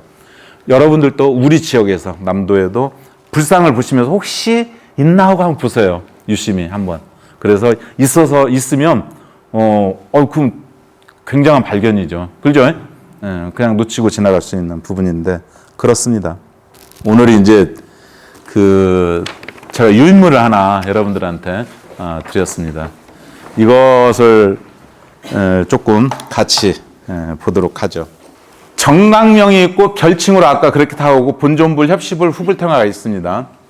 요 부분은 어차피 사실은 이제 여러분들 답사 가시고 하면서 다 아실 거예요. 아시는 부분이지만 그래도 한번 정리한다 생각하고요. 정멸보궁이 있어요. 정멸보궁. 정멸보궁은 부처님의 진신사리를 보셨어요. 그래서 본존불에. 그래서 그 별칭으로는 사리탑, 그러니까 정멸보궁 그쪽을 사리탑이라고도 하고 보탑이라고도 하고 정멸보궁이라고도 해요. 우리나라의 대표적인 정멸보궁이 어디예요? 5대 보궁이 있어요. 5대 보궁. 통도사, 강원도, 법흥사, 봉정암, 정암사, 그 다음에 상원사 후에 중대 5대 보궁이죠. 자장률사가 모시고 온 부처님 사리를 저기 했어. 거기는 굳이 불상을 조성할 필요가 없어. 사리가 직접 모셔져 있으니까. 그러니까 불상이 없어. 그래서 이런 불상이 없이 그냥 요 위에 좌복만 있어. 좌복만. 그죠? 좌복만 있고 그 뒤에는 이제 탑이 있겠죠. 탑이. 그거를 정멸보궁이라고 합니다. 정멸보궁. 서가모니 부처님 진짜 부처님이 계시니까 굳이 불상을 모실 필요가 없어서 좌복만으로 형상화시키고 그 뒤에는 저기 사리탑이나 이렇게 사리가 모셔져 있겠죠. 우리나라에 가장 많은 게 대웅전이에요. 큰 대자에다 수커둥자. 정말 그냥 큰 영웅이다. 이거죠. 영웅. 서가모니 부처님을 대웅전으로 모시는데 서가모니 부처님이 본존불이기도 하고 그 삼세불로 서가모니 부처님, 약사불, 아미타불 이렇게 세 분이 모셔지기도 해요. 부처님이 세 분이 모셔지게 되면 대웅보자를 넣어요. 보물보자를. 그래서 대웅보전이고 각황전도 서가모니 부처님 이렇게도 불리기도 하겠죠. 좌우 협시보살은 문수보현보살이에요. 문수보현. 왼쪽에 문수보살이 더해져 계시고 또 때로는 아미타불이나 약사열애를 좌우에 같이 이거는 이제 협시불이라기보다는 그렇게 있고 제화갈라보살이 바로 서가모니 부처님의 과거 연등불이 보살이었을 때를 제화갈라고 앞으로 오실 미륵부처님이 미륵보살 이렇게 해서 이렇게 제화갈라보살과 미륵보살이 좌우 협시로 모셔져 있기도 하죠. 후불탱은 우리가 이제 다음 시간에 회화에서 보고 대적광전이 있습니다. 아까 얘기했듯이 비로자나 부처님이 주불이시고 대광명전, 비로전, 보광전, 화엄전이라고도 하고 노사나불 서가모니 부처님과 합쳐져서 삼세불이기도 하고 문수보현보살님이 협시불로 나오시기도 하고 그 다음에 우리 한국 불교에서의 많은 법당이 극락전입니다. 극락전, 무량수전, 무량광전이라고도 하고 아미타전이라고도 미타전이라고도 하죠. 아미타 부처님이시고 그 다음에 좌우협시는 관세음보살님과 대세지보살님이기도 하고 또는 관세음보살님과 지장보살님이 좌우협시하기도 하죠. 강진무의사 법당. 아까 강진무의사 법당 한번 나왔던 것 같죠? 여기 있다. 강진무의사 법당이 지장보살님이시고 여기가 관세음보살님이시고 그렇죠? 화관이 있고 보살은 꼭 화관을 써야 하는데 또 한 분이 있죠. 예외가. 지장보살님. 지장보살님은 민머리예요. 아직 내가 모든 중생, 지옥에 있는 너희들, 지옥 중생들을 다 극락에 보내놓고 내가 가시겠다라고 해서 그 원이 너무 커. 그래서 대원본존 지장보살이에요. 대원본존 지장보살. 관세음보살님의 지물로 이렇게 정병을 들고 있기도 하고 그 다음에 저기도 들기도 하죠. 수양버들, 버드나무. 그렇게 됩니다. 그 다음에 약사전이 있습니다. 야광전, 유리광전, 만월보전, 야광열애이고 일광, 월광보살이 좌우보살. 용화전이 있어요. 이건 이제 미륵부처님, 미륵전, 대자보전이라고도 하고 자시전이라고도 해요. 자자가 자비자자예요. 자비자자. 그래서 미륵부처님은 자애로운 분, 자비로운 분이어서 그게 정말 커서 아예 그냥 성씨처럼 쓴다 해서 자시전이랍니다. 자시랍니다. 자시. 그래서 그 자비로움 자자를 성씨처럼 아예 그냥 자시라고 한답니다. 미륵부처님이라고도 하고 앞으로 오실 부처님 오시면 미륵부처님이지만 아직은 도솔천에서 정진하고 계셔. 그래서 보살이기도 해요. 그래서 미륵부처님은 보살이기도 하고 부처이기도 해요. 그렇죠? 미륵부처님은 도살이기도 하고 부처인이기도 하고 법화림 보살과 대길상보살이 좌우보처 이렇게 제기가 됩니다. 영산전은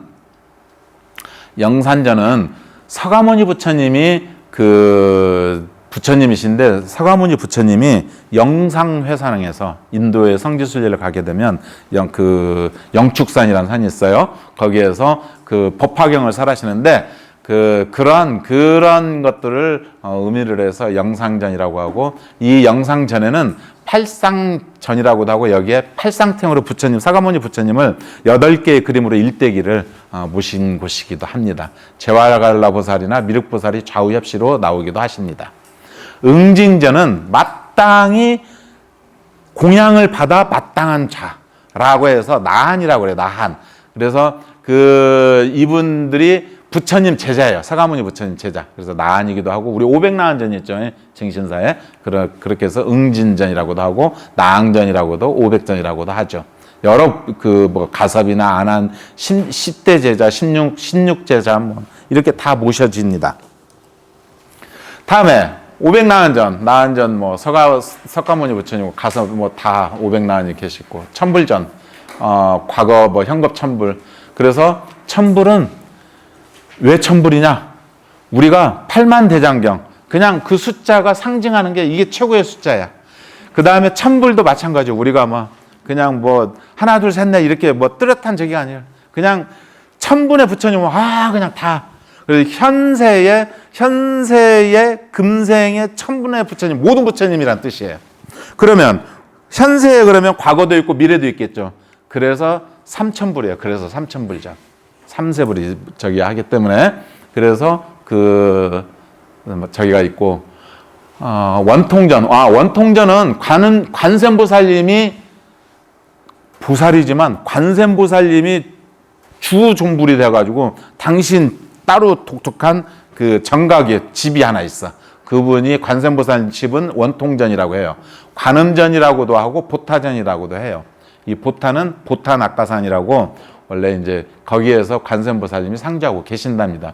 그래서 관세음보살님도 협시 보살은 아니지만 협시가 있어요. 남순동자와 해상용궁, 용왕이 있어요. 그래서 관세음보살님이 주불로 있을 때는 남순동자나 용왕이 많이 등장해요. 많이. 그림의 탱화에도 마찬가지겠고. 다음에 명부전. 우리가 이제 죽어서 명부세계에서 심판을 받는데, 이 심판을 받는 곳에 그곳을 주관하는 보살님이 지장보살님이세요. 관세음보살님은 명부전이고 원통전이고 지장보살은 명부전이에요. 그래서 지장전, 시왕전이라고도 해요. 10분의 왕이 있다고. 그래서 도명존자와 무독기왕이 협시보살로 있습니다. 이거는 따로 보면서 이렇게 얘기합시다. 대장전은 경전을 모신 대장경. 그래서 이제 비로자나 부처님, 서가모니 부처님 모셔져 있기도 하고, 조사전은 역대 조사들, 그리고 독성각은 천태산의 나반존자가 이렇게 있고, 산신각은 우리의 산신이죠. 우리의 토속신앙 산신각인데, 산신각은 호랑이가 산신이에요. 우리나라에 호랑이가 산신이에요. 우리 불교가 오기 전부터 있었던 우리의 토속신앙이 호랑이 신앙이에요. 호랑이. 그리고 여기 동남 동녀나 이런 저기보다는 호랑이가 어쨌든 사실은 이제 주적이에요.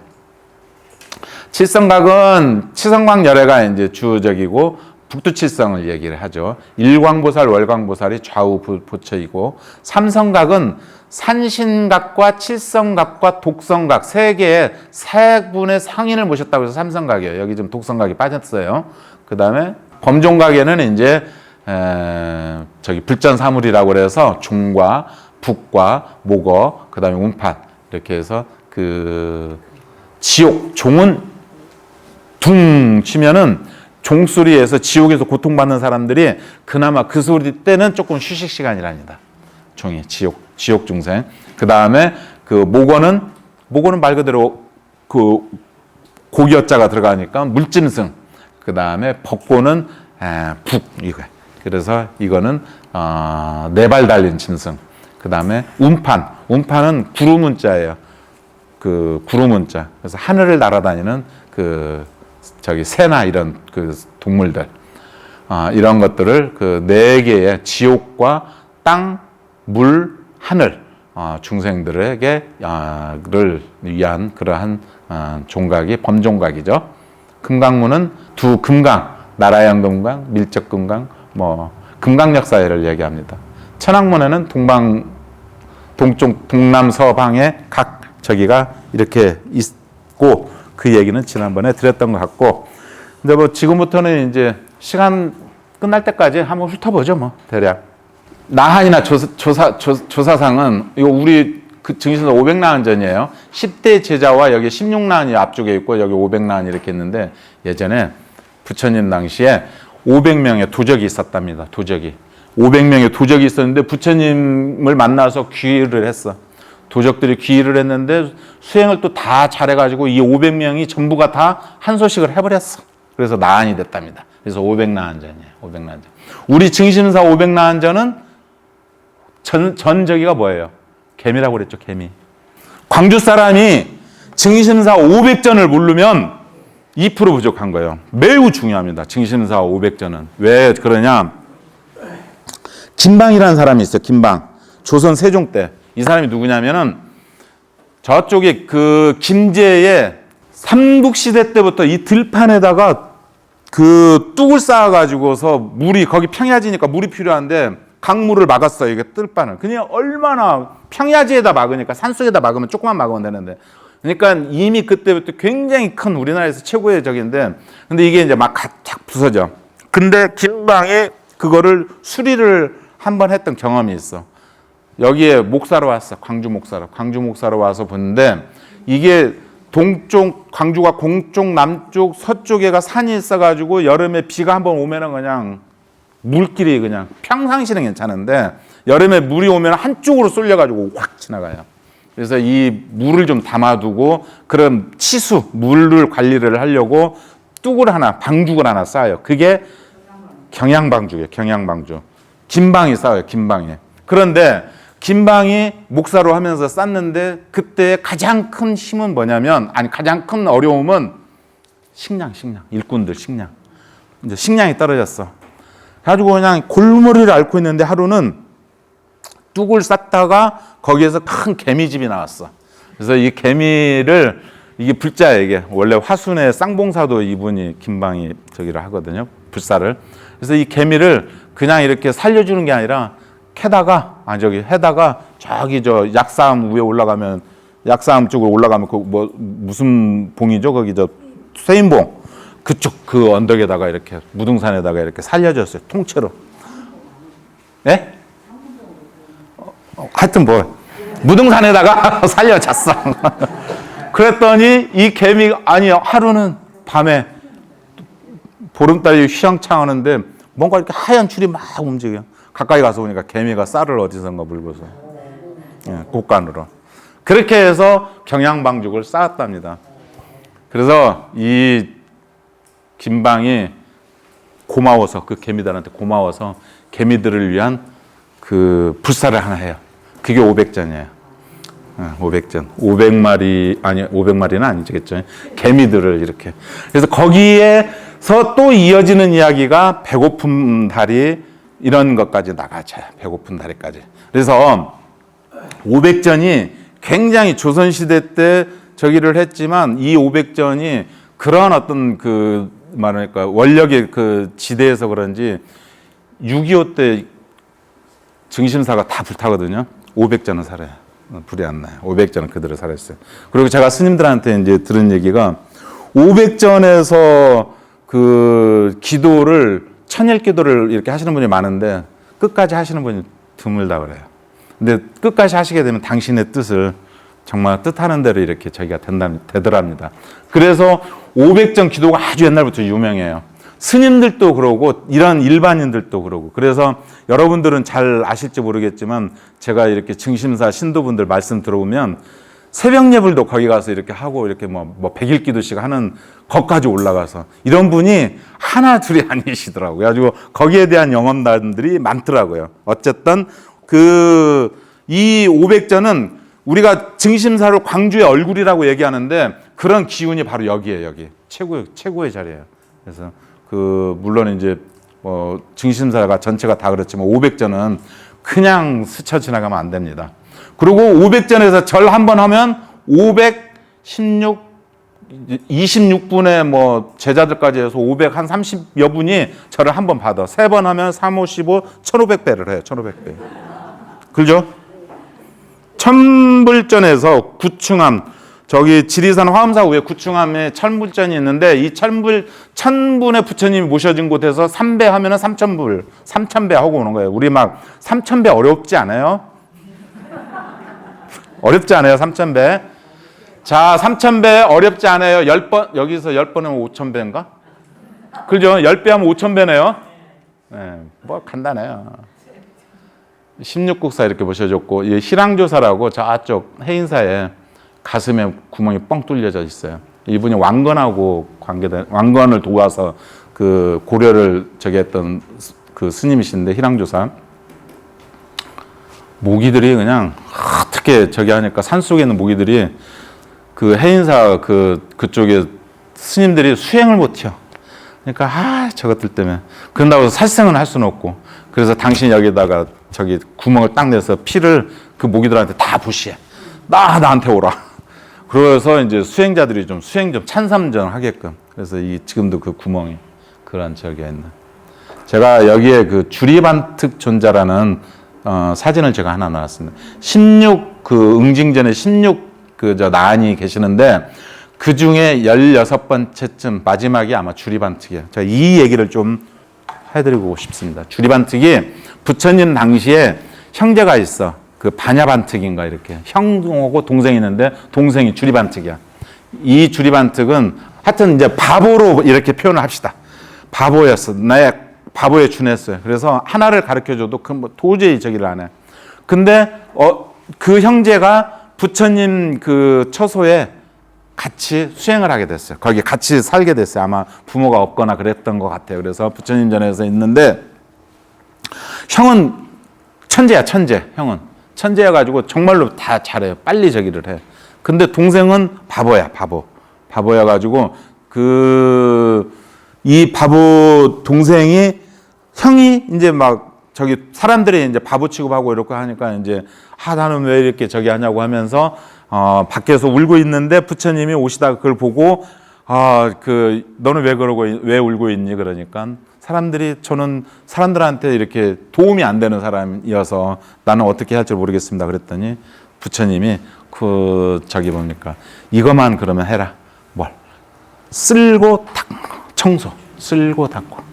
이거 비로 쓰는 건 쓰는 거, 저기로 닦는 건 닦는 거. 그렇게 해서 깨끗이 하는 거. 그런데 쓸고 닦고 몸으로는 하지만 이게 쓰는 건지 이것을 모를 정도로. 그래도 부처님이 이제 해주신 말씀이고, 그 다음에 그걸 하다 보면 그렇게 기뻐, 좋아. 그래서 이걸 계속 그걸 하다 보니까 나중에 자기의 그 몸과 마음이 먼지가 떨어지게 되더래요. 먼지가 탐진치 삼독이. 그래서 나한이 돼요. 깨달아요. 한 수씩 해요. 한 수씩. 그래서 형도 16나한이 되고, 형도 7번째인가가 그 마반특인가가 있고, 그 주리반특도 나중에 깨달아서 나한이 돼요. 깨달은 자가 돼요. 그렇게 돼서 나중에 법문을 가요. 그러니까 그 법문 가니까 저기에 스님들이, 수행자들이, 아니, 바보가 뭔 우리들한테 법문하냐고, 이렇게 할 적은. 그렇지만, 깨달은 저기가 되죠. 그래서, 바보도 아주 간단한 거라도, 청소를 잘한 그걸로도 깨달은 것을 보여준 게 이 주리반특 16나한의 주리반특이에요. 그래서 제가 항상 좀 16나한 저기를 가면 저도 가끔 이렇게 이름이 명패가 써 있어요. 주리반특이 어디지? 그다음 이 형은 어디지? 이걸 좀 찾아보고 그래도 이렇게 만나면 얼마나 반가워요. 합장이라도 한번 하고 그러는데 여러분도 저기를 한번 나한전이나 이렇게 가시게 되면 이런 것들을 한번 찾아보시면 아마 좋지 않겠나, 이런 뜻에서 이렇게 저기를 넣습니다. 어쨌든 이렇게 들어주셔서 감사하고요. 또 한 번 더 남았으니까 다음에는 불화 쪽으로 해서 한번 우리 불교 이야기를 한번 좀 살펴보도록 하겠습니다. 감사합니다.